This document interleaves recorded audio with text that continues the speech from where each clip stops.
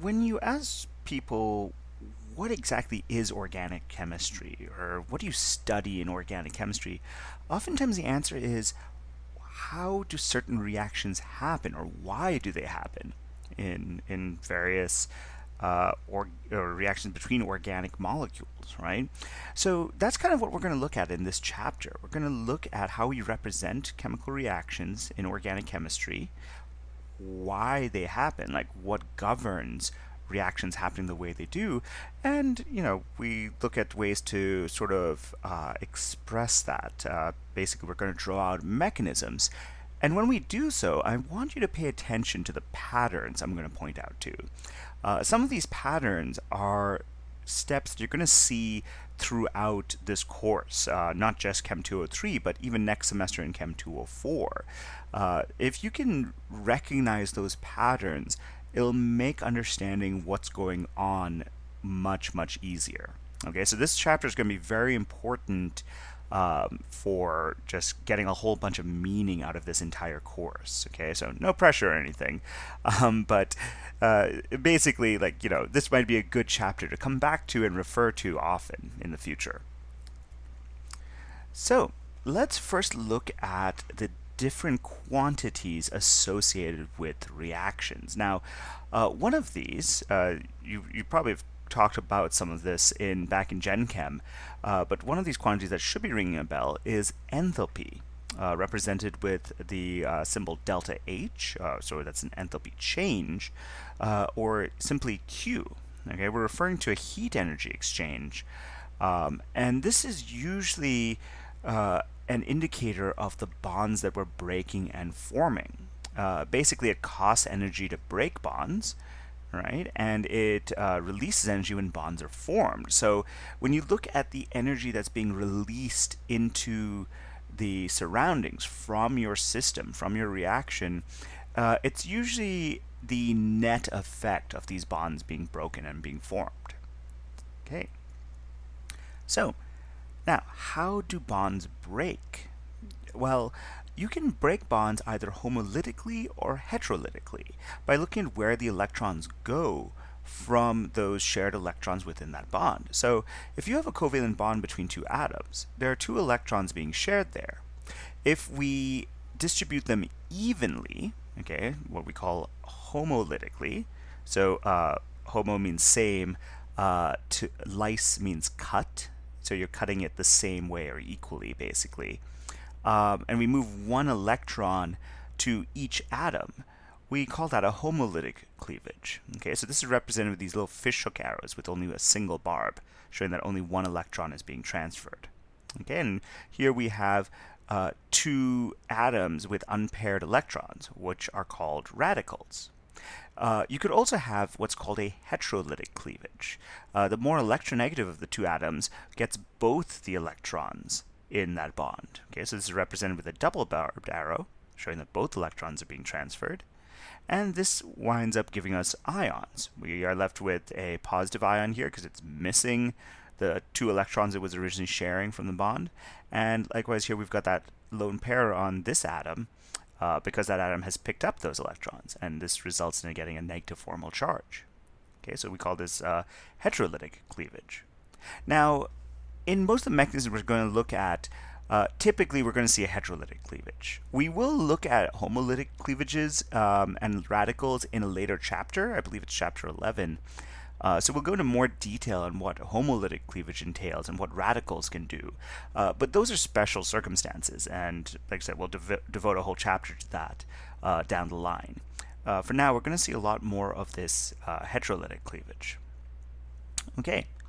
That being said, if you want to work on you want to sort of comprehend the energy involved in these processes, you can use the energy for a homolytic cleavage to do some of those calculations. We call this the bond dissociation energy. And again, this should ring a bell from Gen Chem, hopefully. Hopefully think back to Hess's law and things like that. Okay. So here are some values of the energy costs it takes to break bonds homolytically. Okay, and so you can compare the relative energies of bonds accordingly. So see if you can notice any general patterns there, perhaps on the size of the atoms involved and so on. Okay, so yeah, let's see if we can figure out just a from a sign standpoint, is energy going to be absorbed or given out by our system versus the surroundings in each of these scenarios? Okay, so take a second, pause this, and think about that. But we'll go over the answers for a second. Okay, so let's go through each of these answers. In the first case, we've got two radicals coming together to form a bond, right? So remember, bond forming releases energy, right? Those two atoms are more stable together when those electrons are shared in a bond. So energy leaves the system, that's the reaction, and goes into the surroundings. That's what we mean by energy being released. This is an exothermic process. Okay. Likewise, here a bond is being broken. This is kind of the reverse of what's happening in question one. So here energy is going from the surroundings to the system. The system, the reaction, that bond is absorbing energy in order to break it. This is an endothermic process. Okay. Now, when it comes to relative bond strengths, that you can use that to figure out what's happening for the in the overall exchange of energy. So if a strong bond is being broken, that costs a lot of energy. If a weak bond is being formed, that releases only a little bit of energy. So what's the net effect? Well, more energy is being absorbed than being released, and therefore overall the process is endothermic. Energy is going from the surroundings to the system. And we have the opposite scenario in question 4. Okay, so you're breaking a weak bond, so it costs little energy, and a strong bond is being formed, so that releases a lot of energy, so the net effect is a lot of energy is being released. Okay, so those last two scenarios are kind of what we look at in chemical reactions. We see that, oftentimes we have lots of bonds breaking and forming, and usually it's that net effect that we observe when it comes to enthalpy. Okay, now how do we observe this? Oftentimes we can get this by looking at temperature. Okay, so I use the terms endothermic and exothermic because when it comes to enthalpy, the effect we observe comes from heat. So we see the an exothermic reaction where we're breaking weaker bonds and forming stronger bonds. That releases heat into the surroundings, and usually the temperature goes up when we have an exothermic reaction. So a good example of this would be any combustion reaction, for example. All right, and vice versa for an endothermic reaction. Okay, so how would we graph this? And again, this representation probably looks familiar from things you've seen in Gen Chem. But typically, if you have a reaction coordinate diagram here, you start off with your reactants and wind up with your products. If your products are at a lower potential energy, a lower enthalpy, so energy value than your reactants, notice that that loss in energy gives us a negative value for delta H. Now, where does that energy go? It goes into the surroundings, and that's why the surroundings heat up for an exothermic reaction. Quick, Greek lesson here. Remember, exo means outwards, so exothermic means heat is given outwards. Okay. Likewise, for our endothermic reaction, our products are at a higher enthalpy value than our reactants, and that's why this is endothermic. We have a positive value for delta H because the products have absorbed energy from the surroundings. So the surroundings get colder, but from the chemicals standpoint, from the system standpoint, they've gained delta H. The delta H is a positive value. Okay. I'm going to gloss over this now. We'll talk about this when we get into some kinetics, but this bump here in the course of the reaction is, of course, the activation energy. So you have to usually overcome some sort of energy barrier before your reactants become products. We'll talk more about that later. Okay, so the sign of delta H is where we represent that endothermic or exothermic process. Is heat being given out from the system to the surroundings, or is heat being taken in from the surroundings into the system? Okay, so you want to keep that in mind, because that's also going to help us in our path to understanding, is a particular reaction feasible, which is going to be spontaneous. Okay, so now it makes sense that exothermic processes are possible, right? You're forming stronger bonds, and that's what's releasing energy, and generally that seems like that should be energetically favorable. But we see examples of endothermic reactions all the time. So clearly, enthalpy isn't the only thing that affects reactions happening. The other thing that affects the spontaneity of a reaction is what we call entropy. Now, entropy is a measure of chaos or disorder or randomness of our molecule or molecular states. Okay, so essentially, if your sample is more, becomes more disordered, we say that there is an increase in entropy. So if we look at the change of entropy from reactants to products, we're looking at delta S, or change in entropy, and in the case of a system getting more disordered, that would be a positive value. If a system's getting less disordered or more organized, you could say, we would say that it has a delta S that's negative. All right, so here's some examples of how we can look at entropy. There are different ways you can kind of gauge it. But in this example here, with two molecules here, if you ask yourself which of these would have greater entropy, what you might want to consider is that you can rotate freely around these carbon-carbon single bonds. But here in this ring, these bonds are kind of locked into place. I mean, you can do some ring flipping, but you have limited rotation there. You can't rotate these bonds a full 360 degrees like you can with these freely attached carbon-carbon bonds. Okay, so which of these would have a greater entropy? Well, the molecule on the left has a greater entropy because it has more degrees of freedom. It's allowed to rotate freely around those carbon-carbon bonds. Okay, look at this example here. Which of these two states are have a higher enthalpy, or sorry, entropy? My bad. So notice that here your gas molecules are confined to one side, so there's only so many places those gas molecules can occupy.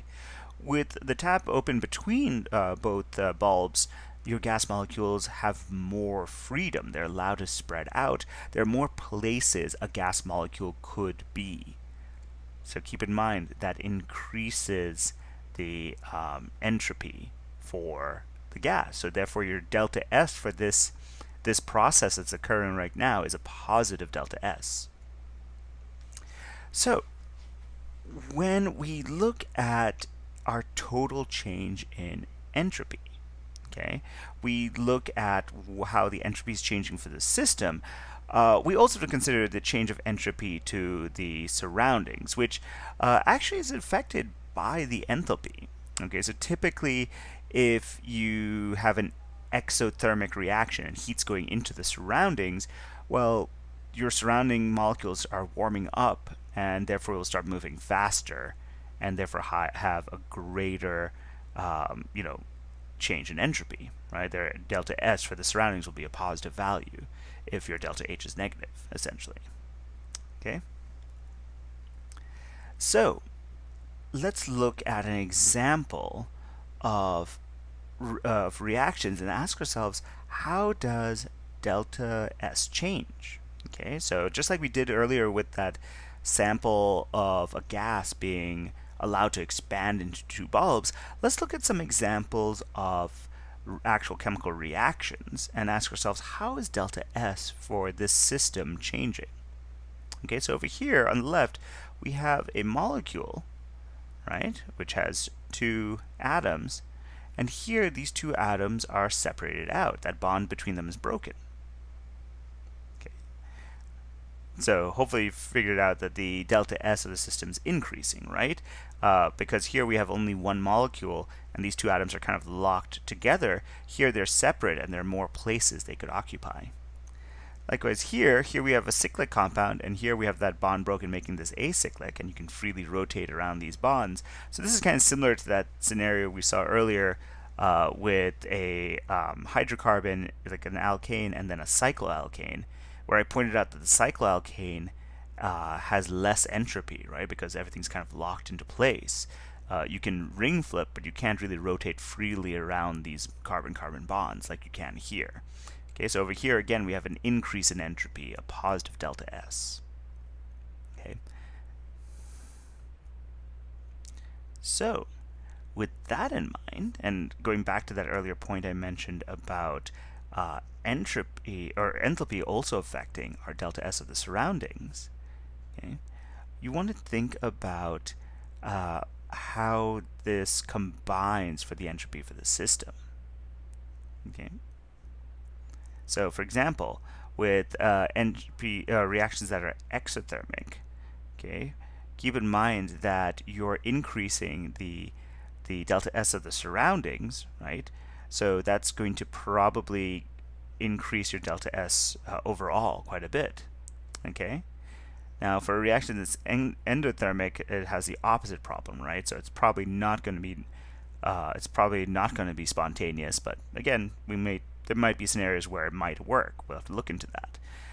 Likewise, with things that are slightly endothermic, again, we may have to look at whether the change in entropy might be enough to balance that out. So let's see how we can tie that together. Okay, so if we know that the enthalpy of our system is what affects the entropy of the surroundings, as evidenced here, right? So if you have an exothermic reaction where delta H is negative, delta S for the surroundings will be a very largely positive number because you're warming up those surrounding molecules. So that's why we have that negative sign there, okay, to help flip the sign there. This is also dependent on temperature, by the way. Okay, so in other words, we can substitute this term for delta S of our surroundings in our entropy formula here. Okay. Now, if we multiply everything by temperature, we basically get what's called Gibbs free energy, represented with delta G. Okay. Delta G is an indicator of whether a reaction is spontaneous or not. So when we substitute our delta H of the system into this formula and multiply by temperature, okay, or negative temperature rather, we essentially get this, where delta G is equal to delta H minus T delta S. Now, this formula is one that I recommend you guys hold on to. This formula is going to be something that's going to be very useful when we look at mechanistic steps and try to decide, is this step spontaneous or not? Okay, what's going on in this process? Is this a spontaneous reaction? And it comes down to evaluating these two terms and comparing them to decide whether or not we're going to get a spontaneous reaction based on the value of delta G. Now, quick note here, delta G needs to be negative for a spontaneous reaction. So we're going to ask ourselves, what is the value of delta H? What's the value of delta S? How does this affect the sign of delta G? And what does that tell us about the reaction we're looking at? So let's look at an example here.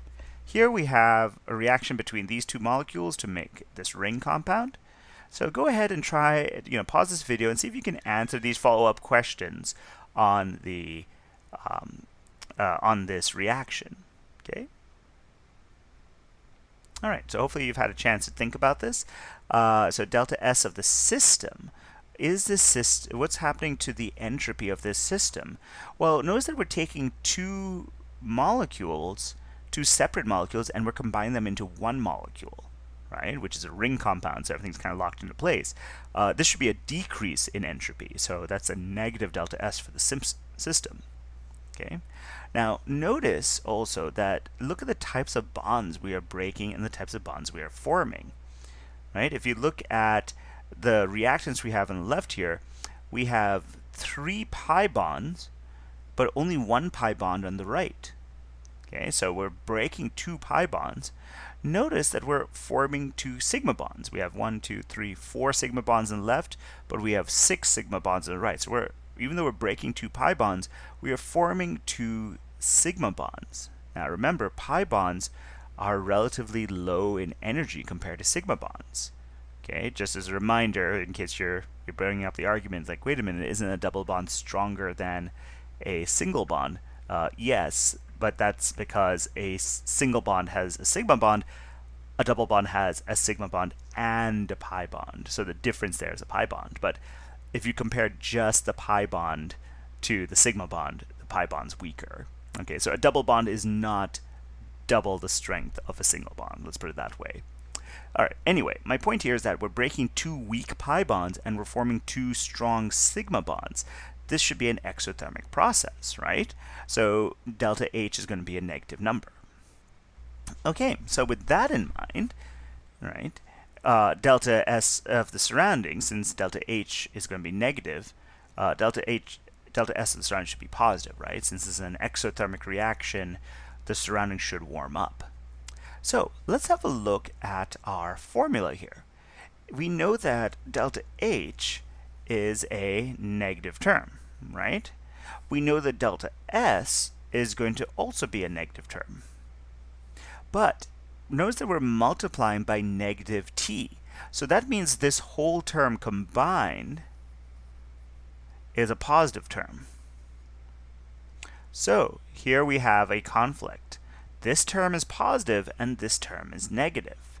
So is delta G going to be positive or negative? Well, it depends. Which of these two terms is going to be bigger? Okay?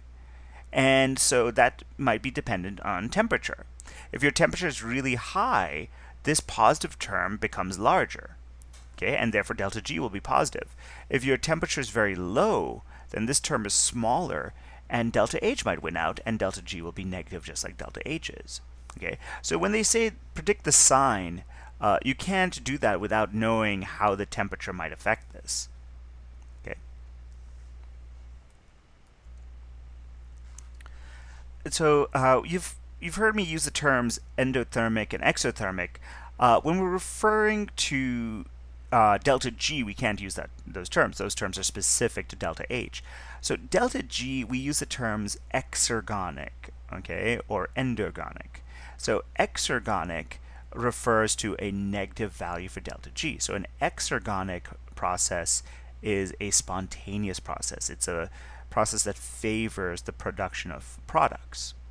Okay. Likewise, you can have an endergonic process where delta G is positive, and this is a non-spontaneous process. This process would not prefer to form products. It would prefer to go back to reactants, okay, or leave your reactants in place. Yeah. So that's something to keep in mind. Basically, if you have, you've got to keep in mind that eventually, based on concentrations, there's going to be like an equilibrium established. Kind of talk about equilibria back in Gen Chem. We'll look at it again here.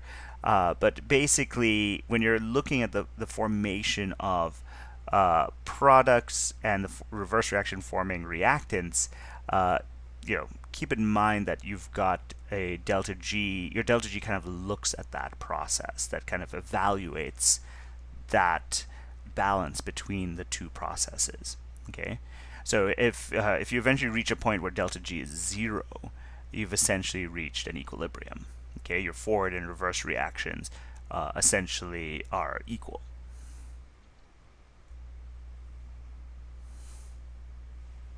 Okay. So let's talk about equilibria.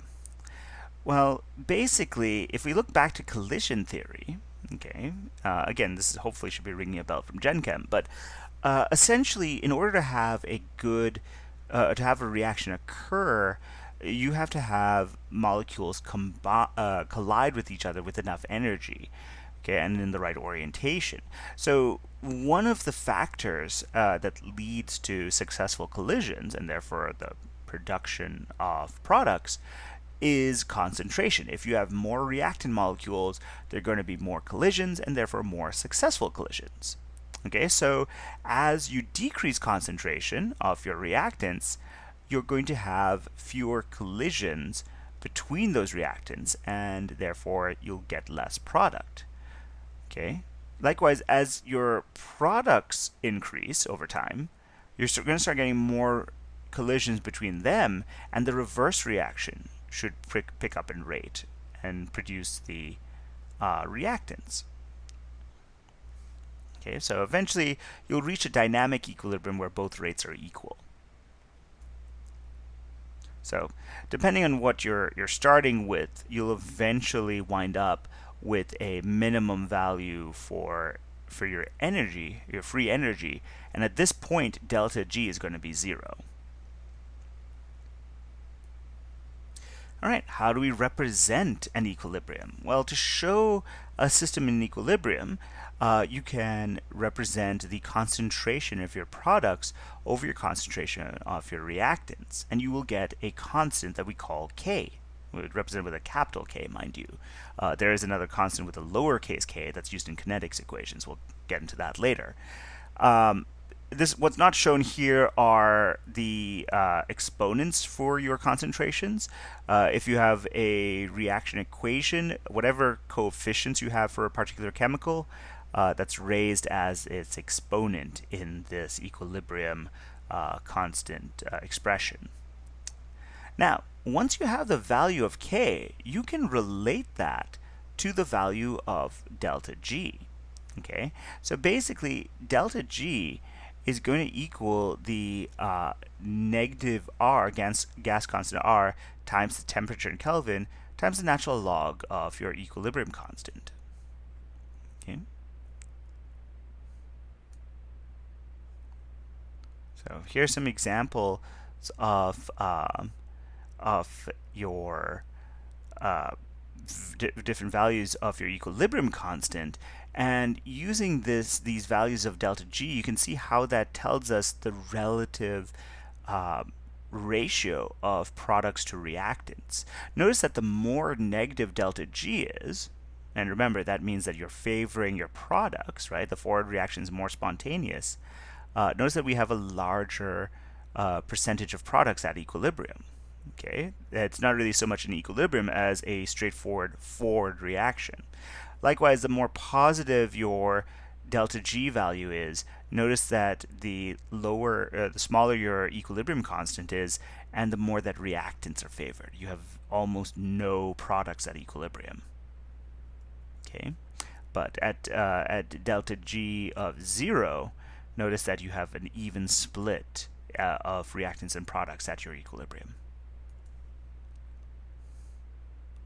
Okay, so the problem with looking at equilibria and delta G and concentrations of things at equilibrium is that it tells us about something at equilibrium. It tells us is the forward reaction favored, is the reverse reaction favored.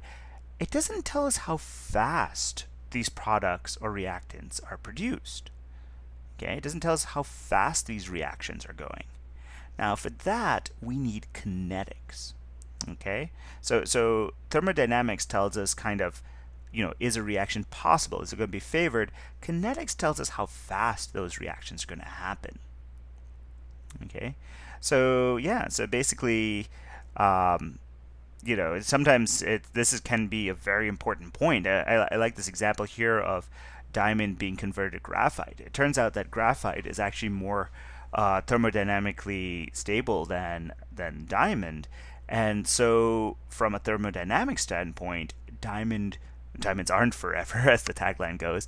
They are slowly changing into graphite, but the speed, the kinetics involved here is kind of very important. This reaction is so slow, it's pretty much you can treat it as being non-spontaneous even though it is. Okay, and so this is again an example of kinetics coming into play. Okay. So, what factors into kinetics? I talked briefly about collision theory. So, this is where collisions kind of become important, and the factors affecting these collisions are going to affect the kinetics of our reaction. I've already talked about concentrations, right? Like if you have a larger concentration of your reactants, there's going to be more collisions and therefore more successful collisions. What else affects the number of successful collisions? Well, the activation energy I mentioned earlier is kind of important, right? We'll see how that's a barrier to collisions. Then the temperature, so the kinetic energy that your molecules have as they're moving around in solution might affect how successful their collisions are. Okay. There are other factors that also go in, like just how sterically hindered your molecules are. Is there a catalyst that helps speed things up? How does that work, etc. Okay. So let's have a look at how we can quantify this. So we can take the rate of an equation and represent it in what we call a rate law. We tie the rate of the reaction to the concentration of our reactants. Now, to tie them together, there's a constant called the rate constant, which is represented with a lowercase k. So please distinguish that from the equilibrium constant with a capital K. All right, so that's for capital K is for thermodynamics, lowercase k is for kinetics.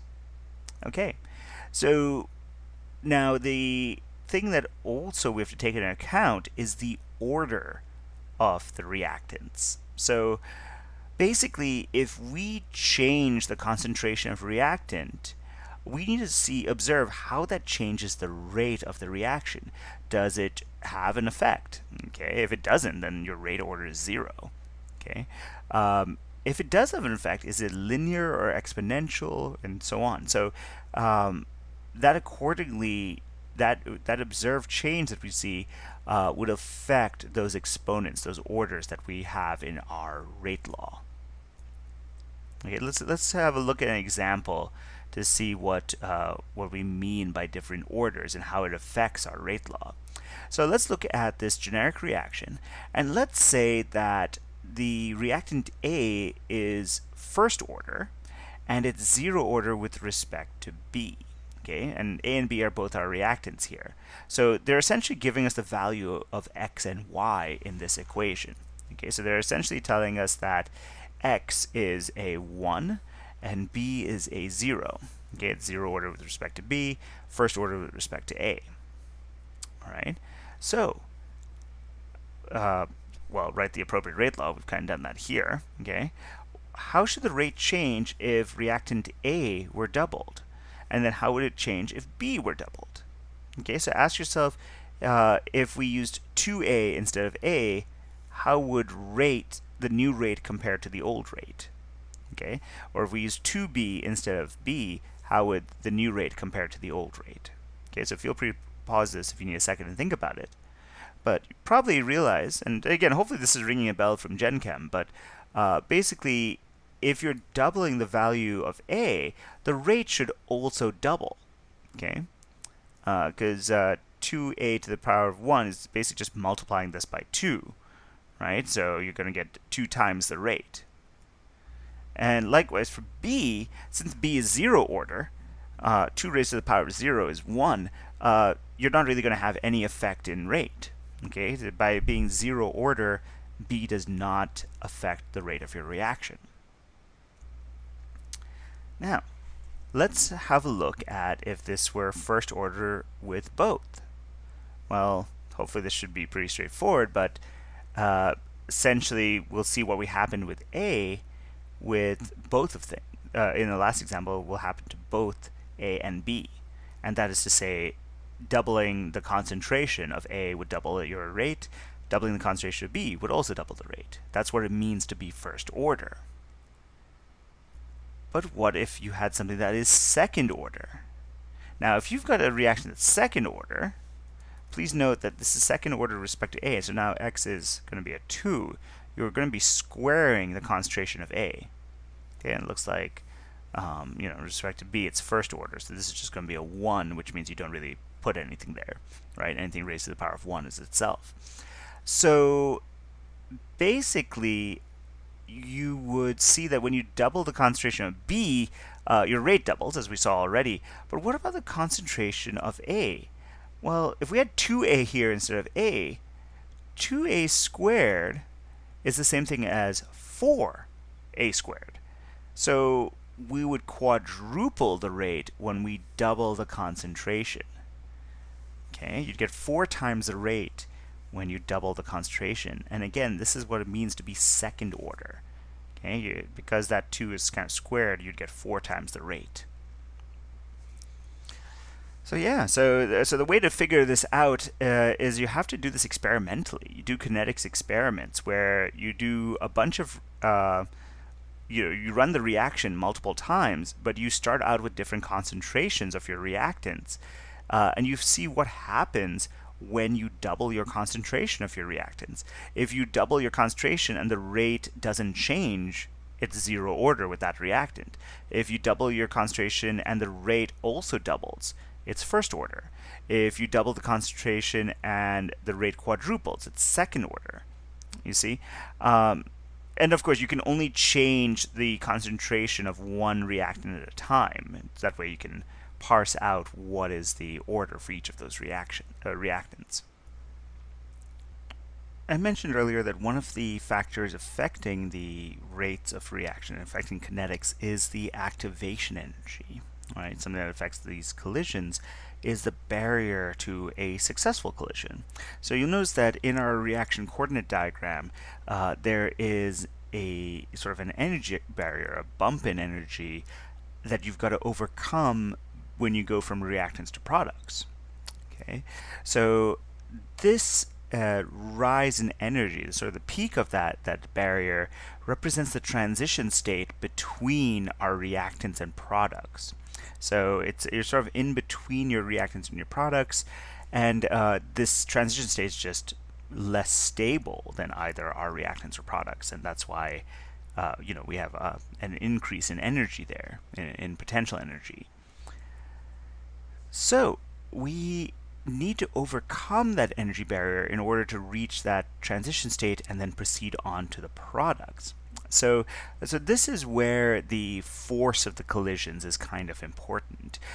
We mentioned that in order to have a successful collision, your reactant molecules have to collide with sufficient energy, as well as being in the right orientation. Well, the energy required here is to meet this energy barrier. Okay, so this also factors into temperature, which we also mentioned in factors affecting collisions. The temperature tells you the average kinetic energy of your molecules. So if you have a high enough kinetic energy, your two molecules will collide with sufficient energy to overcome this barrier. So really there's two ways to approach the effect of this on the rates of your reaction, on the kinetics of the reaction. You could look at the size of this activation energy barrier. If you have a reaction with a really high activation barrier, activation energy, you might want to think about how that might decrease your rate because fewer molecules will meet that barrier. Or conversely, you could look at the temperature. If you have a high enough temperature, you'll have more molecules with a high activation energy or a high kinetic energy that can meet this activation energy barrier. Okay, so something to keep in mind. Right, so here's that first example. You can see here with a lower activation energy, this pathway has a faster rate. And likewise here we have a higher activation energy, and this slows down the rate because fewer molecules have the necessary kinetic energy to overcome that energy barrier. Okay, this difference in activation energy is something that you'll want to consider when comparing possible pathways for a reaction.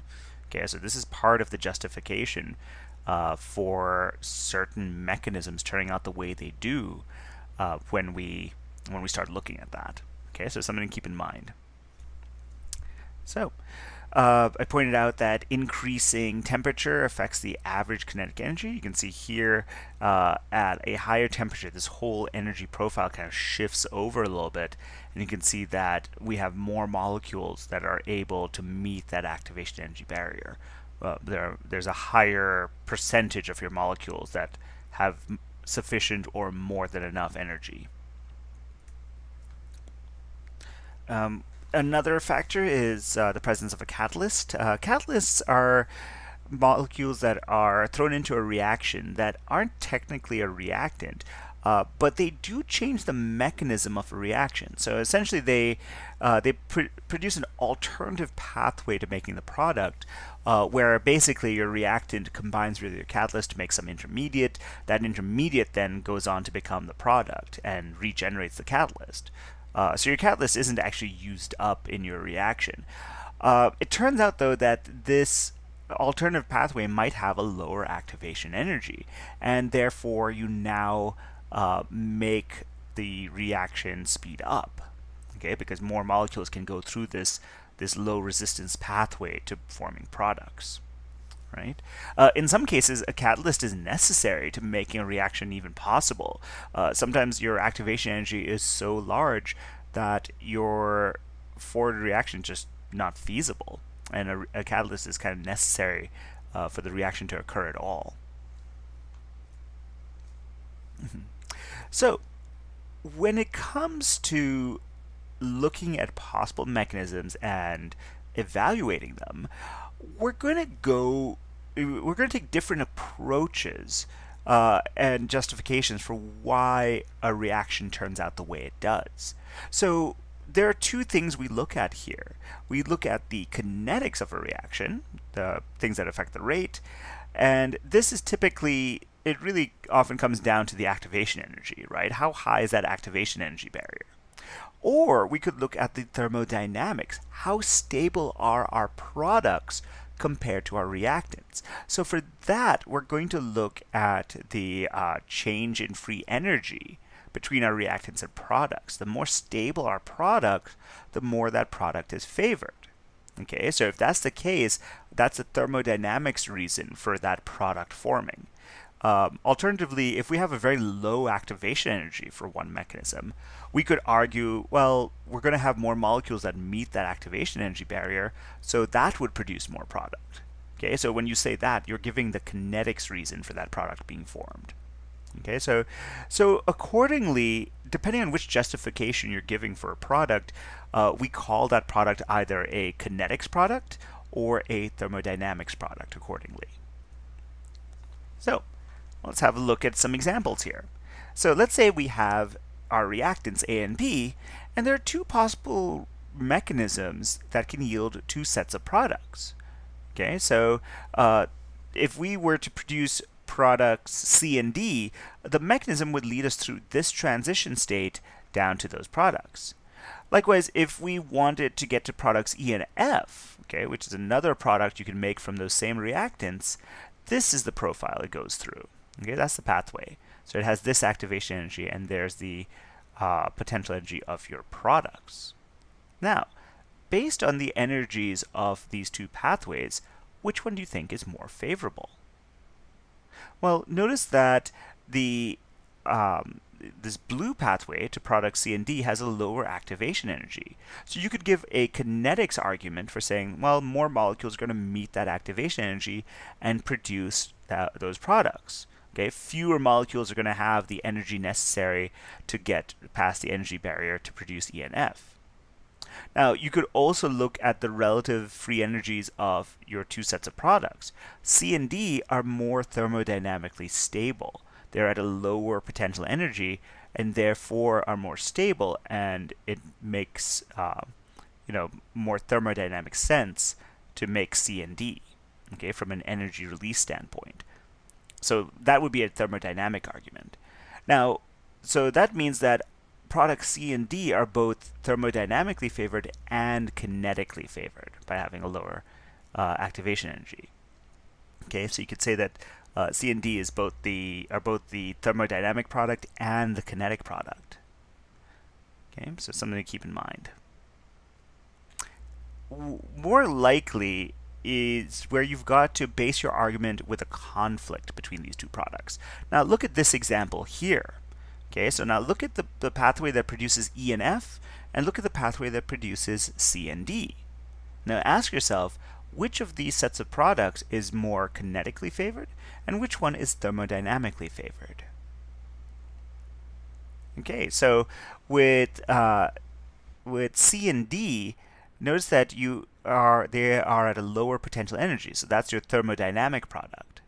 But E and F have a lower activation energy, so that's your kinetic product. Okay, so even though they have a higher potential energy, they have a lower kinetic energy or a lower activation energy barrier, and therefore with sufficient kinetic energy can make you get more of your molecules making that product. So how can temperature be used to control which sets of products predominate?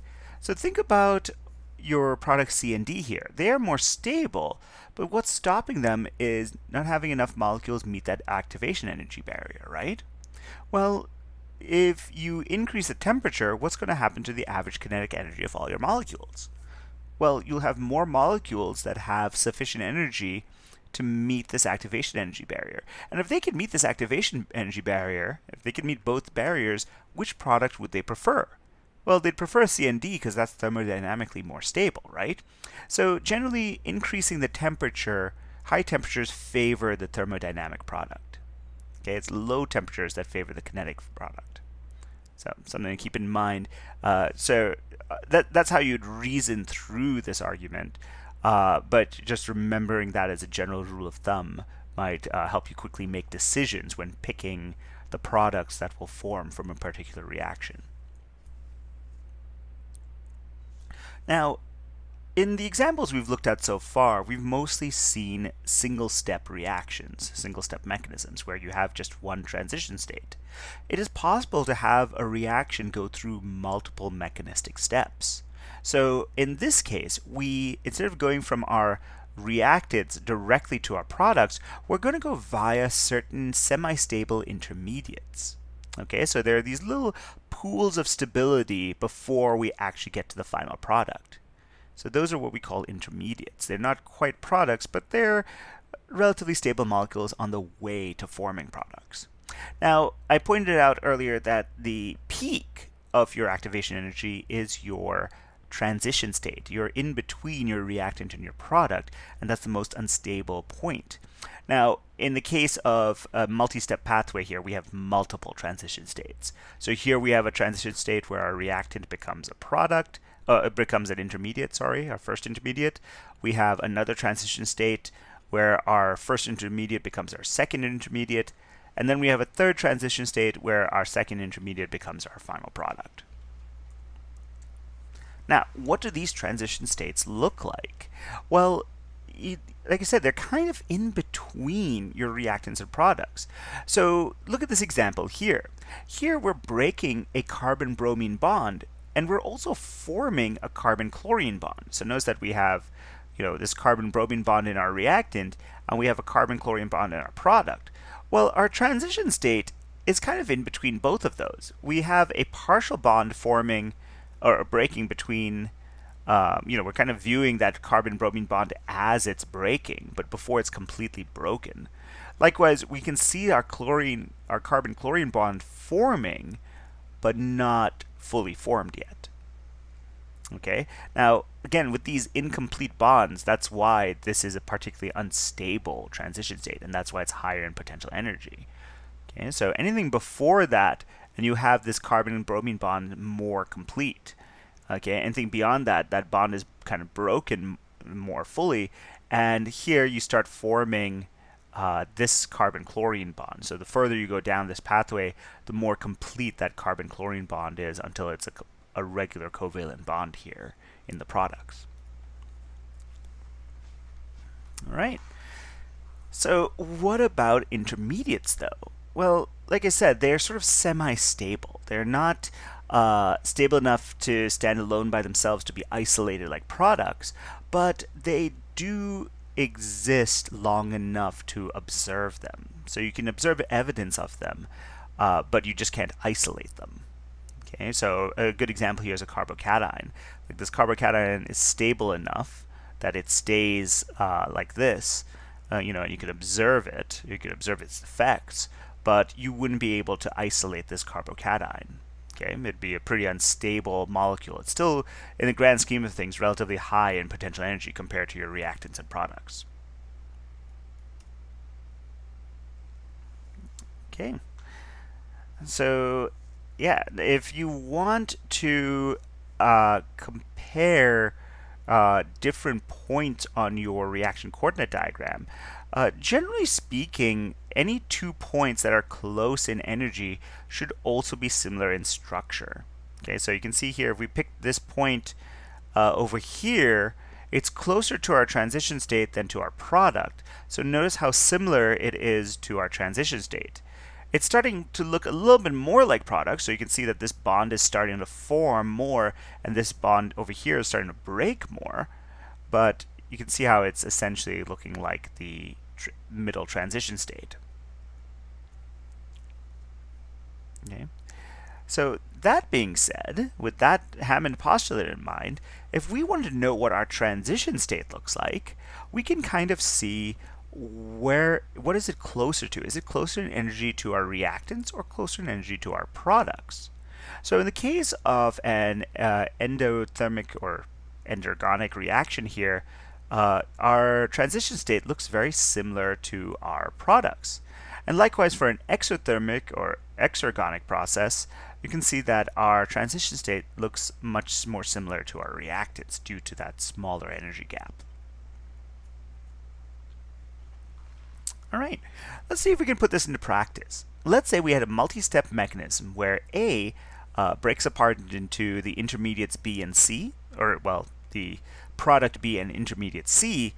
That intermediate C reacts with another reactant D and produces the other product E. So your net reaction would be A plus D gives us products B and E. Now C is an intermediate. We don't see it, right? We don't see it. C is produced here and subsequently used up in the next step. Okay, so we don't see that intermediate at the end. We can't isolate it as a product like we do B and E. Okay, so something to keep in mind there. So look for that in your diagram. So try and draw a coordinate diagram for this, and you're told that this is going to be an exergonic reaction. Okay, so your products B and E are going to be at a lower, a lower potential energy, a lower free energy value than your reactants A and D.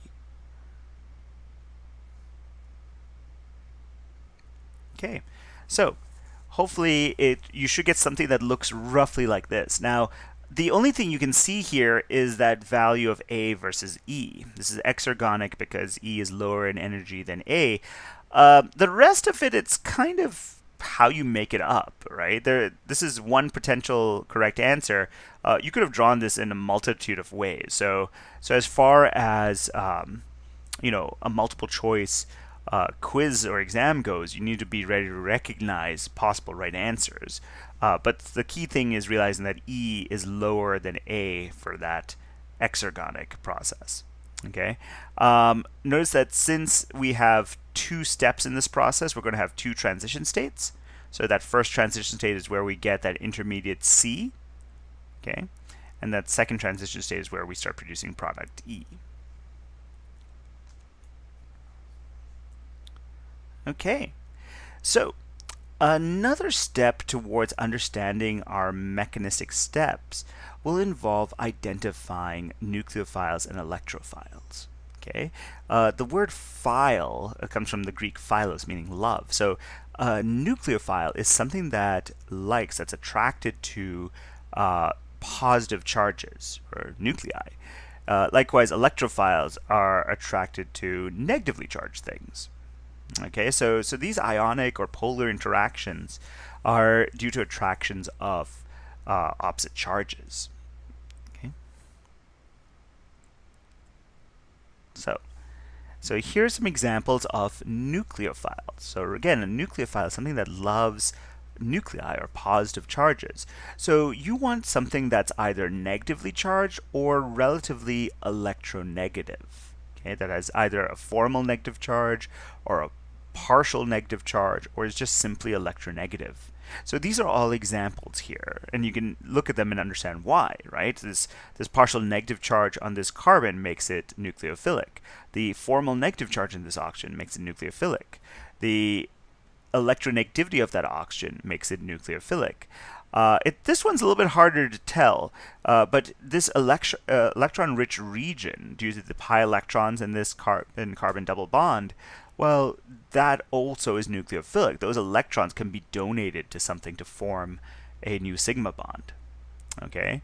Another way to look at nucleophilicity is to understand that nucleophiles are essentially Lewis bases. They donate electron pairs to basically to any Lewis acid. Okay, so remember, your Bronsted-Lowry definition of a base is a proton acceptor. Well, the Lewis definition of a base is an electron donor. So it's something that donates electron density to something that takes it.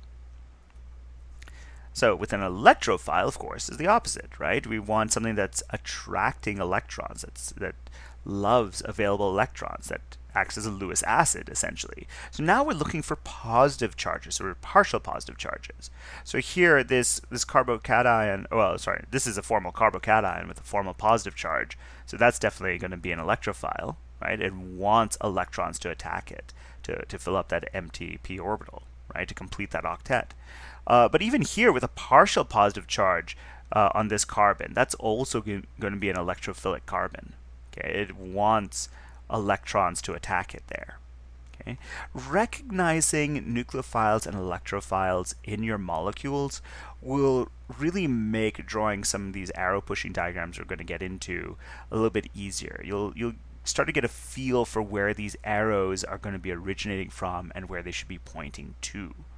Okay, so essentially you'll wind up drawing these curved arrows starting from your nucleophiles and pointing towards your electrophiles. So let's practice this. Have a look at this molecule here and see if you can identify all the nucleophilic and the electrophilic sites. Okay, so think about regions that have positive negative charges, formal negative charges, partial negative charges, just a lot of electron density when it comes to nucleophilic sites. And likewise for electrophilic sites, start looking for things that are, either have partial positive or formally positive charges. Okay, so hopefully you've paused this and are now resuming this. And so here's the different sites that explain where the things are. Okay, so that brings us to the actual mechanistic steps. How do we show what's going on? Where are these electrons moving when these mechanistic steps are occurring? We've already looked at arrow pushing, at drawing these curved arrows to show the movement of electrons way back when we started looking at acid-base reactions. Okay, so we're going to see this. We're going to see that again. You're going to see that one of the mechanistic steps we often come across involves a proton transfer, which is an acid-base reaction. But there are also 3 other common mechanistic steps we're going to see over and over again. If you can recognize these 4 mechanistic steps, you can understand pretty much any mechanism we're going to go over in this class. Okay, so that's why this is such a fundamentally important chapter. We're going to recognize what is happening in pretty much every organic chemistry reaction if we can observe these 4 things. So the 4 movements of electrons that we're going to see in all of these mechanisms involve a nucleophilic attack, the loss of a leaving group, proton transfer, which is basically an acid-base reaction, which you've actually already seen. And then we're going to see carbocation rearrangements. That's the final possibility we have yet. And we're going to see how the arrow pushing for all of these steps, what that looks like. Okay, so pretty much anytime you see an organic chemistry reaction, the mechanism will essentially involve some combination of these 4 steps. Not necessarily all of them, and you might have more than one step involving one particular type of electron movement. But basically, these are the 4 possibilities for any given mechanistic step. So let's go through each of them in turn. The first one is a nucleophilic attack. Like I said, if you can identify nucleophiles and electrophiles, seeing this is going to be relatively easy. You're going to draw an arrow that originates from a lone pair on your nucleophile and points towards the electrophile. Actually, let me correct that. Not just a lone pair, but it could be any electron pair. So we could look at, for example, pi electrons on a double bond. If that's your nucleophile, we could also have our arrow originating there. The head of your arrow will point towards the site on your electrophile that those electrons are going to flow to. And so typically what you see with a nucleophilic attack is the formation of a bond between those 2 atoms. So notice that here we have a bromide ion as our nucleophile, we have a carbocation as our electrophile. Notice that we have formed a bromine carbon bond over there as a result of this nucleophilic attack. All right, so keep in mind that sometimes there might be a little bit more arrow pushing to make sure that the electrons stay where they need to.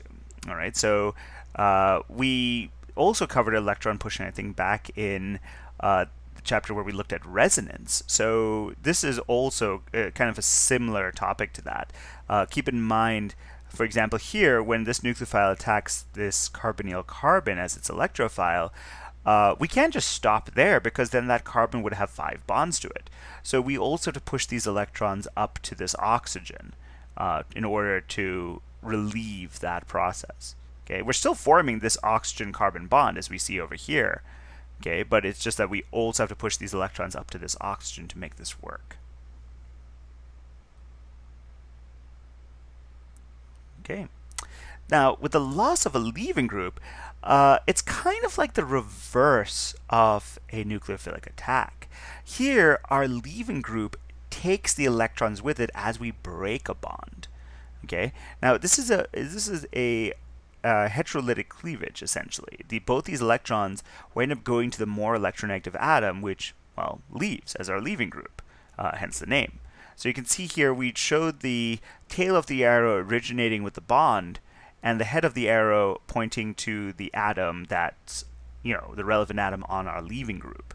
Okay, so when we show our products, notice that those electrons are now on that leaving group. Okay. All right. So in that example here, you can see that our chlorine here winds up being our leaving group. It leaves as a chloride ion.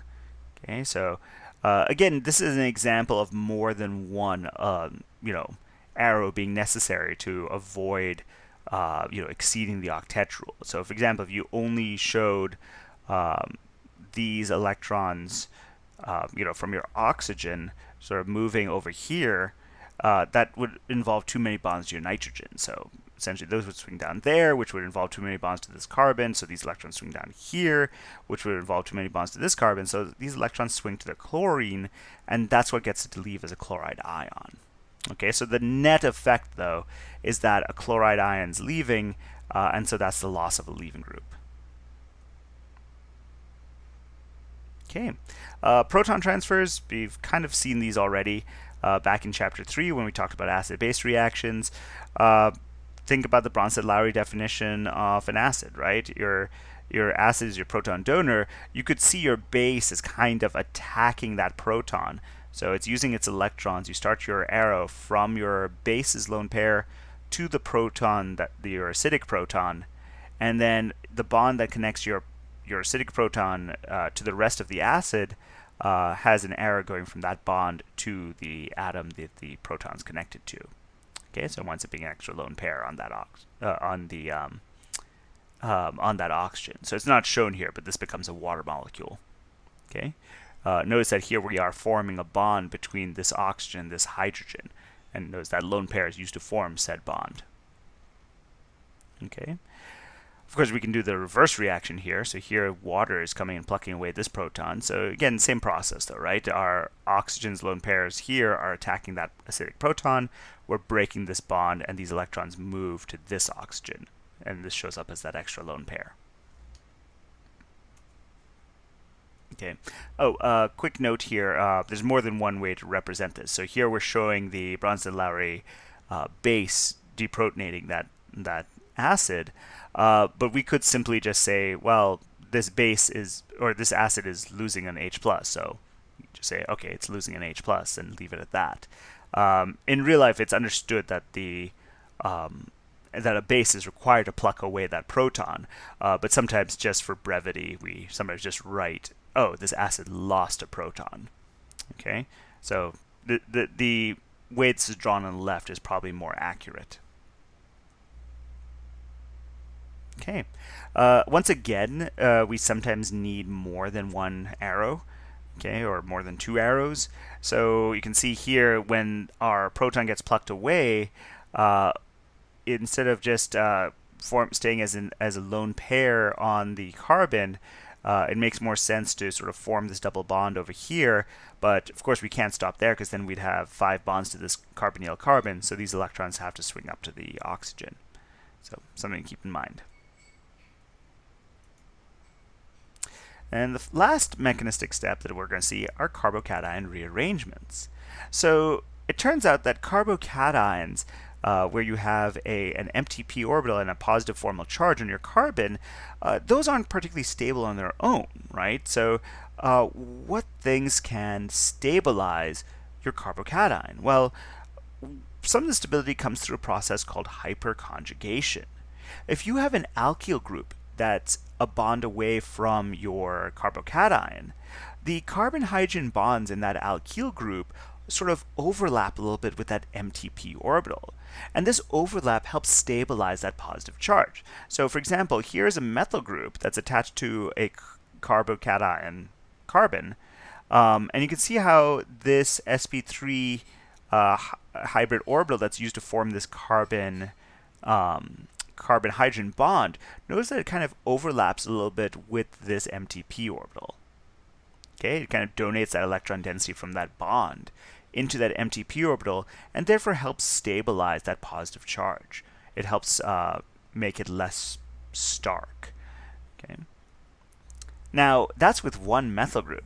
So it makes sense that as you add more alkyl groups, you get more and more stability. So a tertiary carbocation is the most stable kind. It's called tertiary because there are 3 alkyl groups attached to that carbocation. Likewise, then comes a secondary carbocation, then a primary carbocation, and then finally a methyl group, which has only hydrogens, no alkyl groups at all.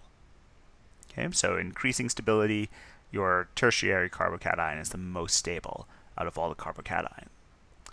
So, this is the driving force behind carbocation rearrangements. Okay, basically, if you can rearrange a secondary carbocation into a tertiary carbocation, the carbocation will do that. It's just because your tertiary carbocation is going to be more stable. It's a more stable intermediate, and therefore your reaction pathway will go down that path. Okay, so how does a carbocation rearrangement occur? Well, there's 2 types. You could have a hydride shift or a methyl shift.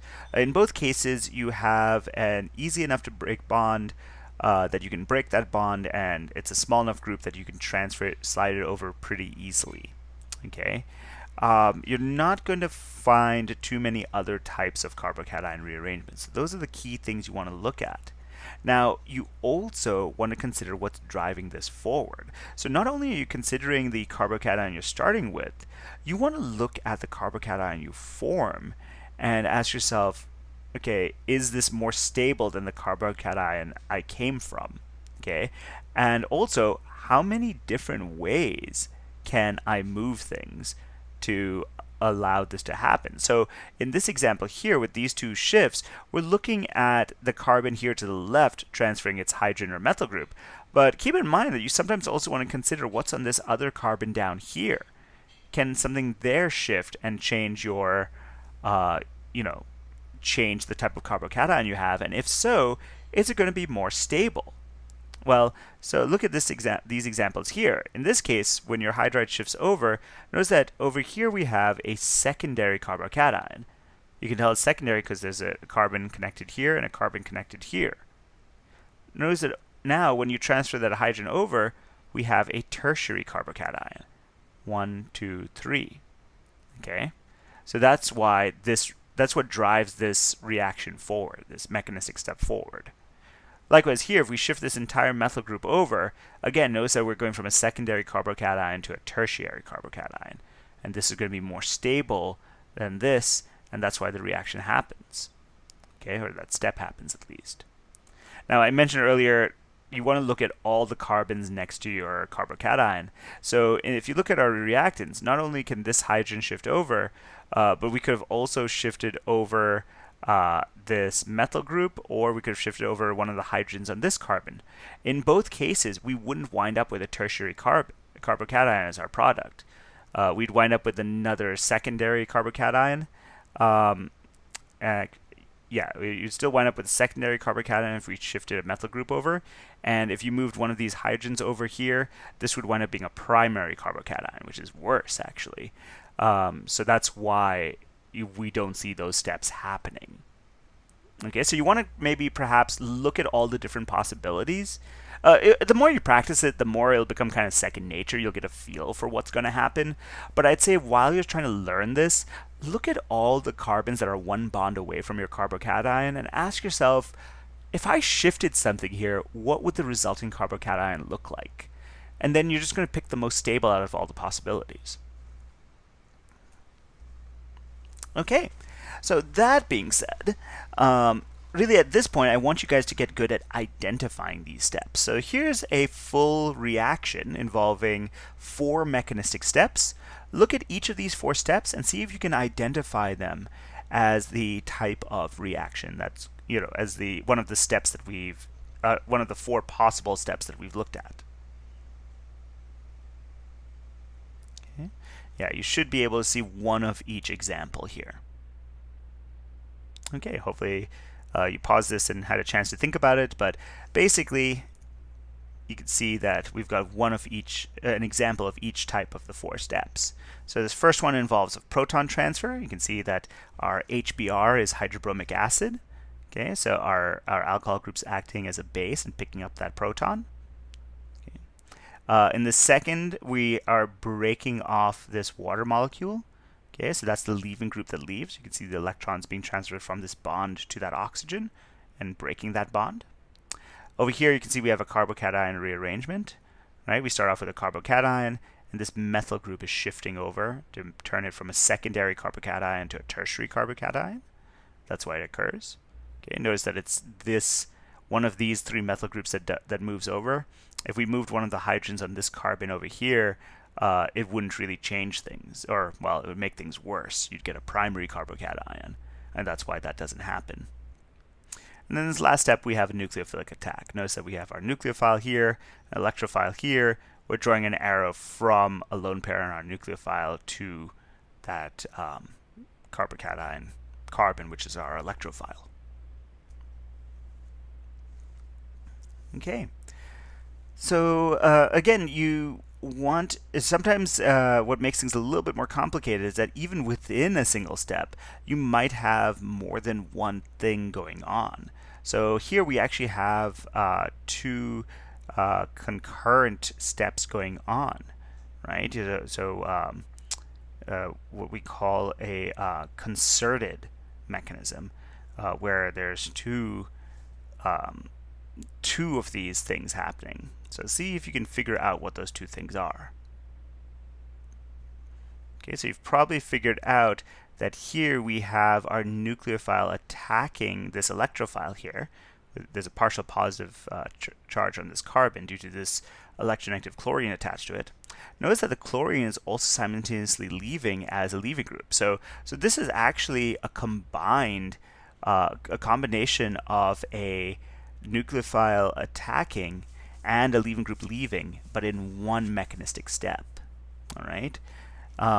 This is what we call an SN2 mechanism, by the way. We'll spend an entire chapter talking about these types of substitution reactions. We'll get into that later.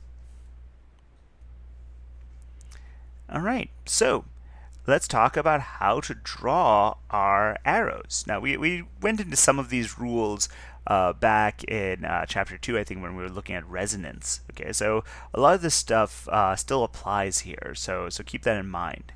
Okay, so whenever you start an arrow, the tail of your arrow should always be on a pair of electrons, whether that's a lone pair or on a bond. So notice that here, like, we have our tail here is attached to this lone pair.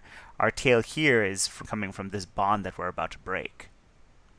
Okay, so that's something to keep in mind. You always want to have your lone pair starting on a pair of electrons. Don't have it coming from a nucleus. So for example here, this oxygen here, this would have been correct if we had drawn that lone pair that's on this oxygen. We want to show the tail of that arrow starting from the lone pair that's on this oxygen. So you probably want to draw those lone pairs in to make this a little bit more, easier to follow. Now, notice this arrow is wrong because this appears to be coming from the carbon. We would want to start from the bond between that carbon and something else, okay, depending on whatever is being broken. Okay. The head of an arrow should always wind up on a nucleus, okay? Or if not, if you're going to be forming a bond, it should wind up in the space between two nuclei. Okay, so sometimes you'll see that in the formation of a bond.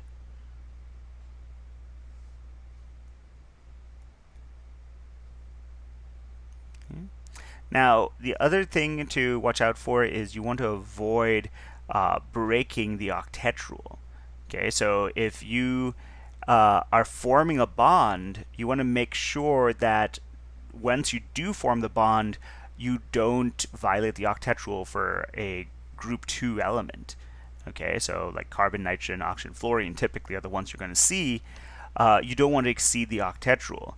So something to keep in mind then is that you may have to draw an extra arrow to avoid this conflict with the octet rule. So in this case, if we had just drawn this arrow here for this nucleophilic attack, this carbon would wind up with 5 bonds, so this is incomplete. So instead what we observe is this concerted process where we draw a second arrow to the chlorine, where our chlorine leaves as our leaving group. Okay, but at least that avoids that issue with the octet rule being violated.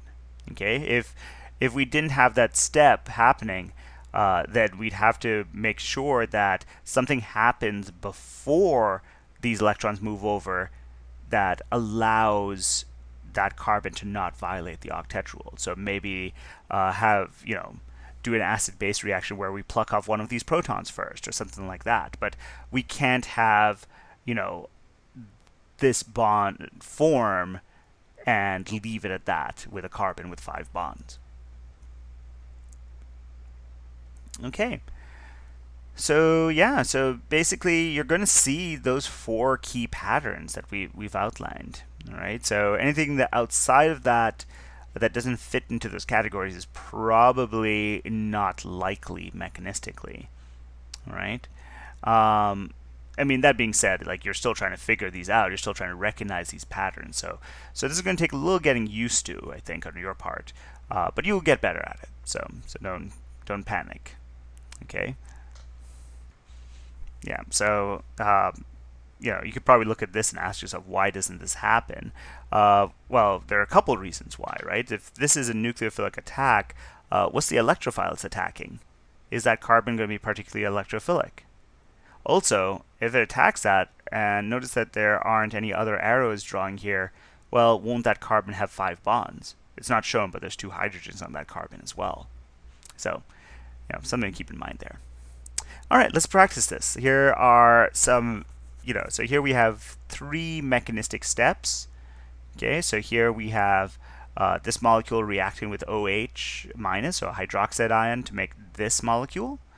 Okay, then this molecule kind of breaks apart into these two molecules, and then this resulting these two molecules also react with each other to make these two molecules. So in each of these steps, draw the arrows that result in the in the products or intermediates that we see.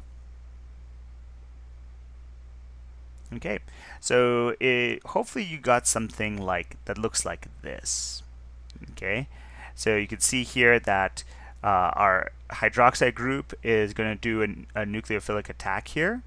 Okay, and these electrons shift up here. So again, looking at your product, you can kind of figure out what happened, right? You see that negative charge over here, and you know these electrons must have come up here. Likewise, you see the carbon-oxygen bond over here, and you say, like, okay, that's what happened to my hydroxide. It attacked that carbon. Okay, that's what's different between this molecule and the molecule I started with. Okay. All right, now if you're having trouble seeing this from your starting point, let me try drawing this on this slide so you can see how you would do this if you were trying to do this by hand, with just these molecules in front of you. All right, so in this case, if I'm comparing this reactant with this product, I see that what's different is this OH group here. So this must be my hydroxide. Okay. Also notice that my double bond has now become a single bond, and this oxygen has a negative charge with an extra lone pair. Okay, so that also tells me that these electrons have swung up here. So essentially, I would draw my arrow starting from one lone pair on this oxide from my hydroxide ion, and I would have my double bar pointing to that carbon. But again, I can't leave it there because then that carbon would have 5 bonds. These electrons have to go from these pi electrons have to go from here to that oxygen. Notice in both cases I'm originating from a pair of electrons, whether it's a lone pair here or a pi pair of electrons here, and the head of my arrow is pointing to an atom, okay, to a nucleus. So here it's pointing to a carbon, here it's pointing to an oxygen. Okay, so now again, if you want to go through your mechanistic steps and say, well, what's different? You look at this molecule and say, all right, what's changed as I form these two molecules? Well, what you're essentially breaking here is you're getting this piece to break off here, and it's taking electrons with it. Notice you've broken the oxygen-carbon bond here. So what's going on is these electrons are leaving with this oxygen. Right? You're breaking this bond, so we start at the tail of our arrow on this carbon-oxygen bond, and we point it towards the oxygen, which picks up that lone pair. Okay, and that's what makes these two products. And finally, in this last step, we look at this and we say, all right, what's changed here? Well, here we have a negative formal charge on this oxygen where we don't here, and likewise, this is just a regular alcohol group, right? There's been a proton transfer. So what will this proton transfer look like? Think back to chapter 3. Right, here's our base. It attacks that proton, which then moves this bond's electrons to that oxygen. Okay, and there's our resulting two products. So again, that's shown for you here on this slide as well. But I was just trying to show you what it looks like if you were trying to draw this by hand. Okay. For this practice problem, have a second and think about what's drawn wrong here. Okay, so first look and see, where, the arrows that have been placed, what's kind of weird about them, right? What's wrong there? Okay, so each of these arrows are incorrect, by the way. So each of them has something wrong with them. It could be something as simple as just like they're just slightly off from where they need to be.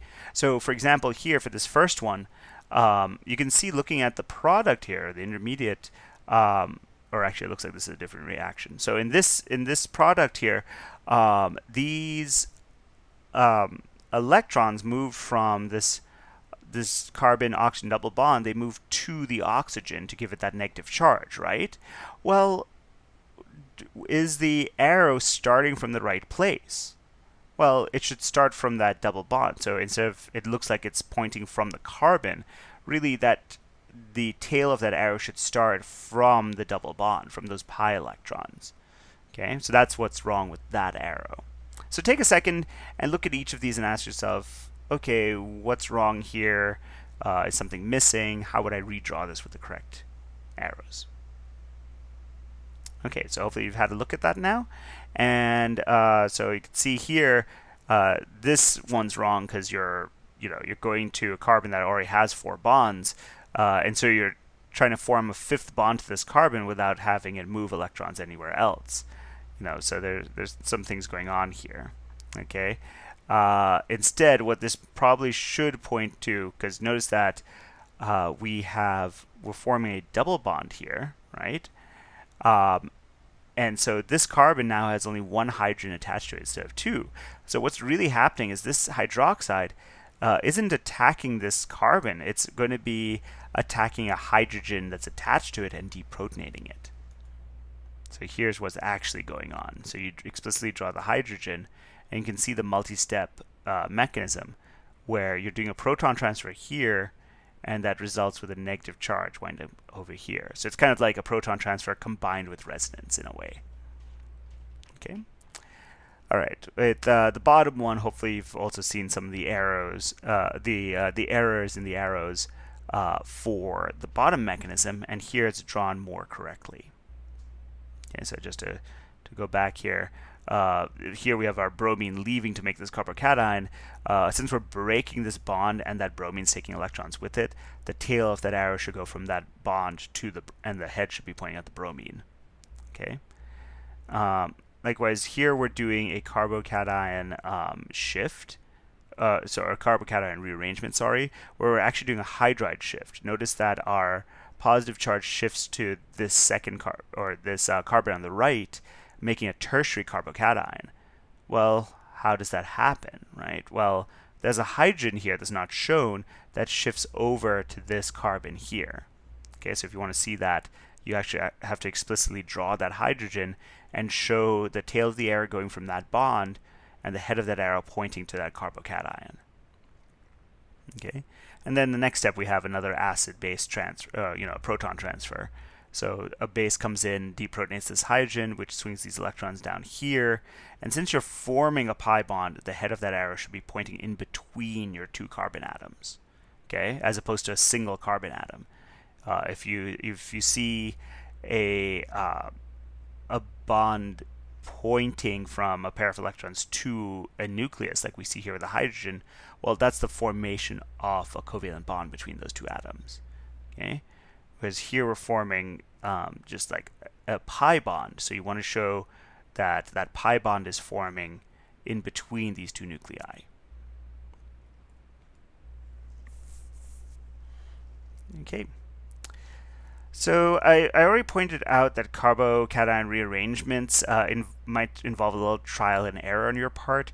So like I said, look at your adjacent carbons and ask yourself, how many different combinations are there and which one's going to be the most favorable? Which product for all my different possibilities is going to be the most stable? And again, remember your tertiary carbocation is going to be the most stable, or more stable compared to a secondary, which is going to be more stable compared to a primary, which is going to be more stable compared to a methyl group. Okay, so here we have our carbocation. Look at the carbons that are adjacent to it. In this case, it's a secondary carbocation, so there's only 2 carbons that are adjacent to it. And so ask yourself, what's on these carbons? What methyl groups and ethyl groups do I have? Or what hydrogens and methyl groups, sorry. So in this case, this carbon has 2 hydrogens attached to it. Okay, they're shown over here. This carbon has a methyl group and an ethyl group and a hydrogen that's not shown. So that methyl group and the hydrogen are the ones that are important. Okay, so in each case, ask yourself, moving something, how will that affect things? Well, if I move this hydrogen, one of these hydrogens over to this where this positive charge is, now this carbon is going to wind up having that positive charge. But how many carbons does this carbon have attached to it? Well, it has 2 carbons attached to it, so it's still a secondary carbocation. Okay, so having that hydride shift over isn't really helpful. I go from a secondary carbocation to forming another secondary carbocation. So there's no incentive for that reaction to happen, right? There's no like thermodynamic driving force that's driving that reaction forward. But now look at the other carbon. If I do a hydride shift there, now my positive charge shifts to that hydrogen on the right.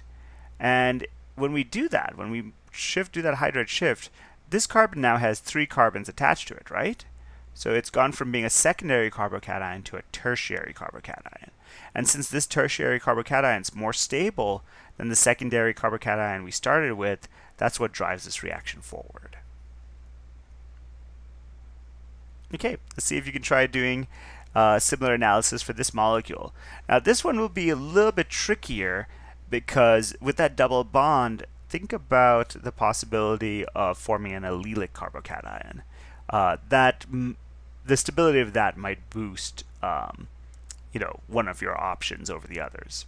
Okay, but in the meantime, take a second, try, and think about what all the different carbocations for this molecule would look like when you do a rearrangement, and then ask yourself which one's the most stable. Okay, hopefully you guys have had a chance to look at that. Okay. So if you look at the carbocation here, its adjacent carbons are this one, and this one, right? Now, these two are going to be very similar. In both cases, if you do a hydride shift, if you move one of the hydrogens these are attached to over here, you'll wind up with a primary carbocation either here or here. But that's probably not going to work, right? Because you're starting off with a tertiary carbocation. Why would it become a less stable primary carbocation? Now look at this system over here. Here there's a hydrogen that's not shown. If we shift that hydride over, so if I move this hydride that's not shown over here, the positive charge would wind up over here. And you're like, well, that's also tertiary. Is there anything driving forward this reaction? Well, notice that if you have a positive charge here, it's in the allelic position to this double bond. And you can have resonance that stabilizes that. Okay, and here's the evidence of that. Okay, so you can see that we have resonance that can move this double bond over here, giving us resonance with these two molecules. So we have, there we go.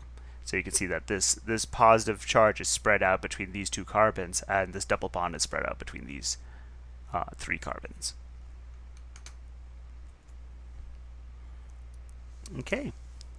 Now, when it comes to drawing reaction steps themselves, we do have arrows, right, showing that a reaction is happening or a mechanistic step is happening. However, you've also seen reversible arrows. Remember, reversible arrows mark out an equilibrium. Okay, so in other words, a reaction doesn't necessarily have to go just in one direction. You get some of your products going back to a reactant. Okay, so for example, in the case of this acid-base reaction we see here in this step, this is marked as reversible because while this base can pluck off this hydrogen to make this, this carb anion, well, this carb anion's also a base. It could pluck a proton back from one of these, from any protonated molecule that would act as an acid, okay, and do the reverse of this reaction. So if this alkoxy group here picks up a proton to form an alcohol, well, that alcohol can act as an acid, which would protonate this carb anion and go back to forming this molecule. Okay, that's why it's a reversible reaction. Now, look at this step over here. This step is irreversible. Okay, so while this attacks our methyl group and kicks off our leaving group, it's basically we don't observe the reverse reaction happening here. I guess technically this could be reversible if we had this leaving group act as a nucleophile and attack that carbon, but I'm guessing like it just doesn't get observed, and that's why this shows that reverse reaction doesn't happen. Okay, so yeah, so typically when you see a nucleophile attacking, the reverse is just going to be a leaving group leaving. So you can kind of see that here. So go ahead and just draw the reverse. So ask yourself, what is the product of this arrow occurring? So when this lone pair connects to this carbon, well, you're going to see a bond form, right, between that oxygen and that carbon. What does that molecule look like? Well, that molecule is then going to be the reactant over here in this mechanism, and these two are going to be your product.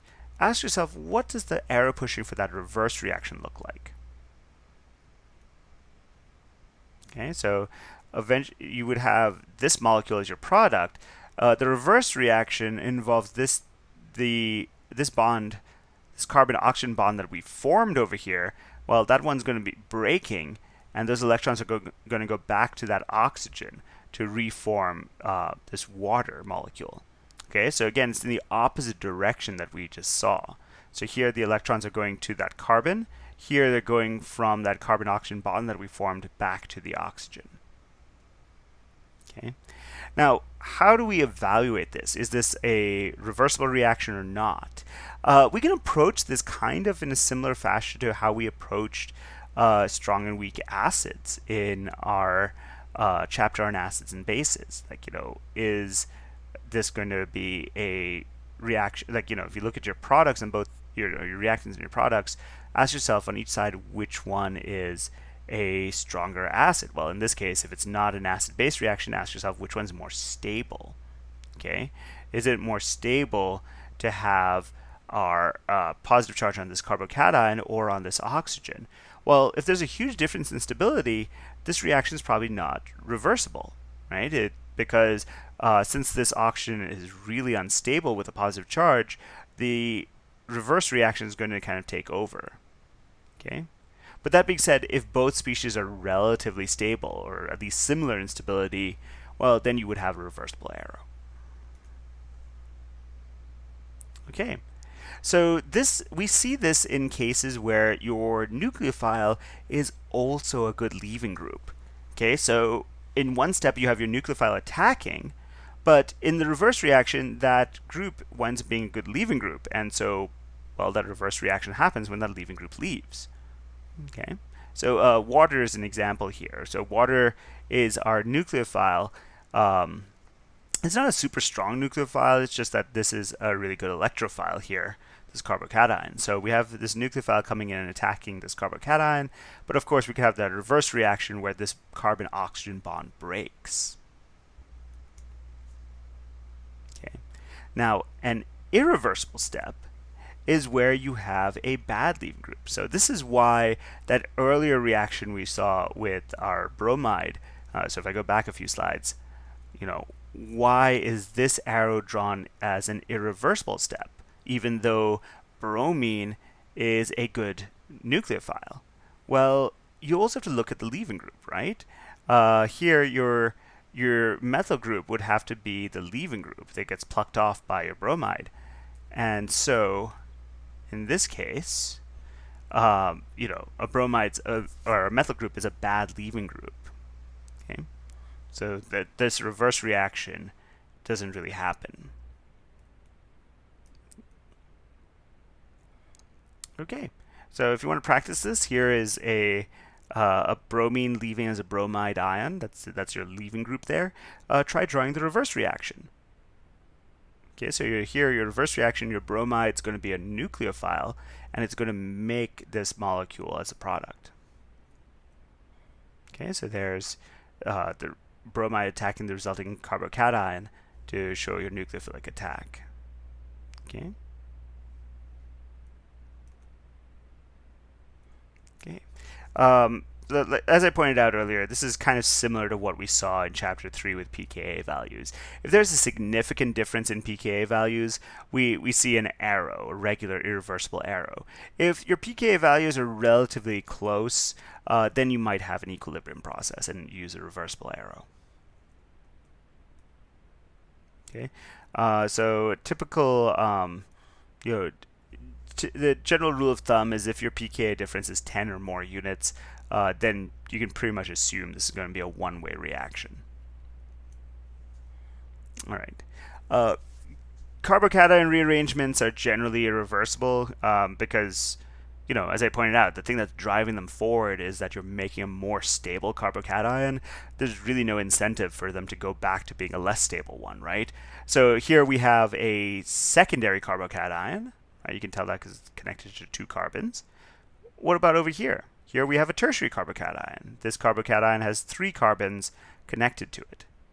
Well, it makes sense that a secondary carbocation wants to become a more stable tertiary carbocation.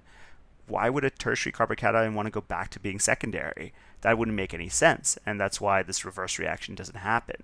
It's just not energetically favorable. Okay. Now, something to keep in mind also is just the physical states of your leaving groups. That might affect your irreversibility. Okay, so look at this example here. This is a great example of this. You might look at this and say, wait a minute, this is still a really strong nucleophile that we make once this leaving group leaves. Why doesn't it attack this molecule over here and go do the reverse reaction to make this again? Right? You've got a good nucleophile here. You've got a lot of electron. This one of these nitrogens is pretty electronegative. It is potentially possible to see, getting a and sort of an induced dipole and having that nucleophile attack the slightly more positive of the 2 nitrogens, and you'd go back to forming this molecule. So why does that happen? Well, think about the state of this molecule here. What is this molecule? Yeah, that's nitrogen gas. And the key thing to remember with a gas is it bubbles away, right? If this is happening in a solution, this leaves as a gas, well, that means the concentration of this in solution is going to keep on decreasing. So that reverse reaction is not possible because there's not going to be any nitrogen to react there. You could also consider it from a Le Chatelier's standpoint. Since you're decreasing the concentration of this product, the equilibrium keeps on shifting to the right to make more and more of it. All right, and that's it for this chapter. So let's walk through some practice problems, and and we'll go from there. So here we have a molecule that, we have, this is our reactant, this is our product. Okay, so we have this electrocyclic ring opening. That's what this reaction is called. Go ahead and try and evaluate it from each of these steps and ask yourself eventually, is this going to be spontaneous or not? Okay, so let's go through each of the answers. Let's look at first at delta S for the system. So notice that you're going from this closed ring system where all your 6 atoms are kind of locked into this ring, and here you're opening up this ring, so there's a little bit more rotational freedom there. Okay, so delta S for your system is going to be a positive value. Okay, what about delta H for your system? Well, notice that we are breaking this sigma bond, so we're breaking a sigma bond, and we wind up with an extra pi bond. Okay, so we have 6 sigma bonds in this molecule and only 5, 1, 2, 3, 4, 5 bonds, right? 5 sigma bonds. And we've gone from having 2 pi bonds here to having 3 pi bonds. Okay, so essentially we're sacrificing a sigma bond for a pi bond. Well, remember, pi bonds are lower in energy, are weaker than sigma bonds, right? So if we're gaining a pi bond here at the expense of a sigma bond, this is going to be an endothermic process. It costs more energy to break that sigma bond, and we're going to release less energy with the formation of that pi bond. So this is an endothermic process. Delta H is going to be a positive number. All right, well, if delta H is a positive number, that means heat's being absorbed from the surroundings, and therefore delta S for your surroundings is going to be a negative number. Okay, so let's look at delta G.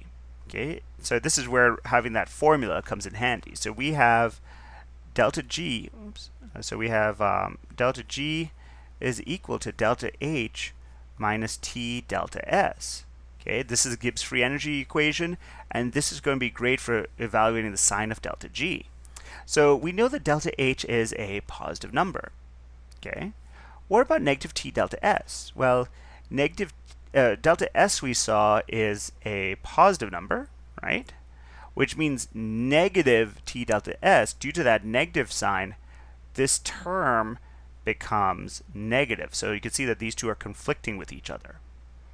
Okay, so so how do we know what delta G is? Well, it's going to depend on the temperature, right? If your temperature is large, this sign becomes more and more negative, and it overpowers the positiveness of delta H, and therefore then delta G will be negative as well. If this is a low temperature, well, then delta H is probably going to overpower that, and overall delta G will also be positive. Okay. This is again a definition one, so you can explain it as you'd like. But basically, if you plug it, you could explain this from a formula standpoint using the delta G is equal to a negative RT ln K answer, but you could also explain it qualitatively like they've done here. Okay. This question wants you to look at the difference between a thermodynamic product versus a kinetic product. So you want to draw a reaction coordinate diagram showing these differences. So remember what causes these differences. If something is thermodynamically favored, it tells you that its product is more stable. If something is kinetically favored, it means the transition state's lower and you have a lower activation energy. Okay? So if you draw those two diagrams, ask yourself then, which one will be favored at low temperature, which one will be favored at high temperature? Okay, so there's your two pathways. Okay, so the blue one is your thermodynamic product with its lower potential energy, and your red pathway is your kinetic product with its lower activation energy. Notice that the higher temperature will favor the thermodynamic product. Your low temperature will favor your kinetic product. Okay, because you'll have fewer molecules at a low temperature. Fewer molecules will be able to get past that high energy transition state for the thermodynamic product, and so you'll have more of your molecules forming the kinetic product.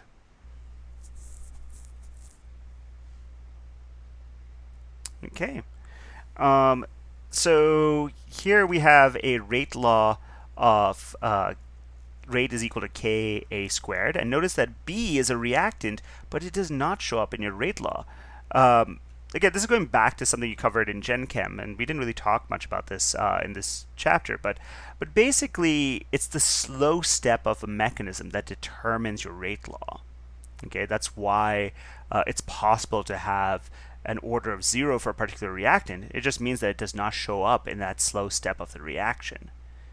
Okay, so the slow step of this reaction involves two molecules of A connecting with each other. And so they probably make some intermediate. And it's in the faster step of the reaction that intermediate reacts with B to make your product C and D. Okay, so this is kind of what's basically going on. It's that slow step that determines that rate law. It's kind of like the analogy I think that hopefully might ring a bell from Gen Chem. It's like you have a single lane road. The slowest car determines the flow of traffic. So it's like that here. This slow step is going to determine your rate law because, that controls how fast the reaction can move. All right, have a look at this molecule. Identify all your nucleophilic and electrophilic sites. Okay, so remember, for nucleophilic sites, we want things that have either negative formal charges or partially negative charges or electronegative atoms. Okay, any regions that are rich in electron density. And vice versa for electrophilic sites. We want to look for positive formal charges or partially positive charges. Okay, so let's go through each of the sites. So here we can see that we have an electrophilic site with that carbon that's next to that electronegative chlorine. Okay, and we can see that the carbon that's attached to this magnesium is particularly nucleophilic, right? Magnesium is a metal, so it's kind of electropositive. So that carbon is relatively electronegative compared, at least when it's attached to electropositive magnesium. Okay, so that's got a very strong partial negative charge, and that's what makes it nucleophilic. Okay, here's some other nucleophilic sites. The oxygen and the nitrogen are both pretty electronegative elements, so that's what makes them relatively nucleophilic as well. Okay, there are a lot of ways to answer this question, so go ahead and try this out yourselves. But on the next slide, I'll show you some potential answers. Just realize that there's more than one possible answer here. Okay, so here they're using generics, but basically here we have a nucleophile, that happens to have a proton on it. So when it attacks our carbon here, it kicks off this leaving group. And now notice that this protonated nucleophile has a positive formal charge, so plucking off that proton makes it this more stable neutral molecule. Okay. I think this one's drawn slightly inaccurately. So this leaving group should have left. This ethyl group really shouldn't be on there because I think it's missing from the earlier thing. So this ethyl group is, I think, kind of drawn accidentally. Really, it should just be your nucleophile with a hydrogen on it and the rest of this molecule here. Okay, and we've lost our leaving group.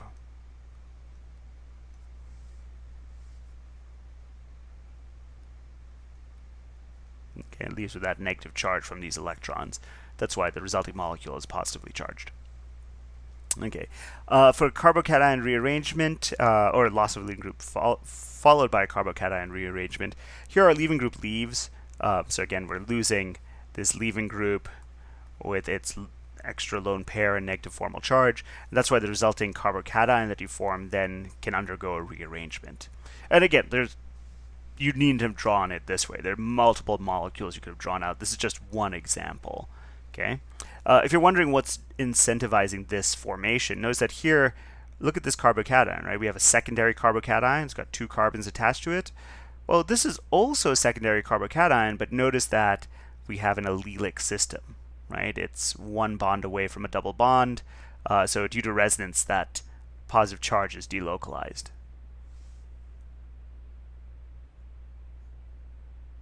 Okay, so for each of these, we have something wrong with the mechanistic steps. So take a second and think about what's wrong with them.